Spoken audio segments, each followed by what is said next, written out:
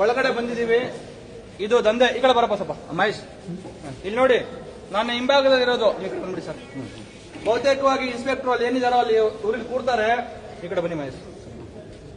ಇದೊಂದು ಮಾಸ್ಟರ್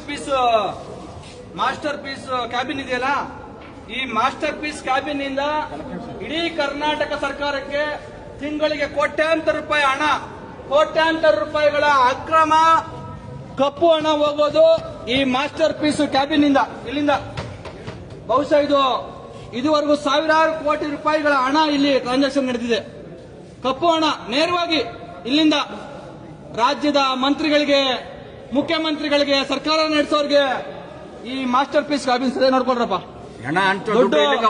ದುಡ್ಡು ಯಾವುದೋ ಮಿಷಿನ್ ಅಲ್ಲಿ ಪ್ರಿಂಟ್ ಆಗಲ್ಲ, ಮಿಷಿನ್ ಅಲ್ಲಿ ಒಮ್ಮೆ ಪ್ರಿಂಟ್ ಆಗುತ್ತೆ. ಆದ್ರೆ ಇಂತಹ ಕ್ಯಾಬಿನ್ಗಳಲ್ಲಿ ಇವತ್ತು ರಾಜ್ಯ ಸರ್ಕಾರ ಅಥವಾ ಕೇಂದ್ರ ಸರ್ಕಾರಗಳ ಅಕ್ರಮ ಕ್ಯಾಬಿನ್ಗಳಲ್ಲಿ, ಇಂತಹ ಕ್ಯಾಬಿನ್ಗಳಲ್ಲಿ ಸಾವಿರಾರು ಕೋಟಿ ಅಕ್ರಮ ಹಣ ಈಗ ಬರ್ತಾ ಇದೆ. ಇಲ್ಲಪ್ಪ ನೋಡಿ ಎಷ್ಟು ಚೆನ್ನಾಗಿ ಅವನು ಜಿಮ್ ಮಾಡ್ಕೊಂಡು ಸೆಟ್ಟಿಂಗ್ ಎಲ್ಲ ಮಾಡ್ಕೊಂಡವನೆ. ಆದ್ರೆ ಇವತ್ತಿಲ್ಲ. ಇಲ್ಲಿ ಕೂತ್ಕೊಳ್ಳೋನು ಖಾಸಗಿ ವ್ಯಕ್ತಿ.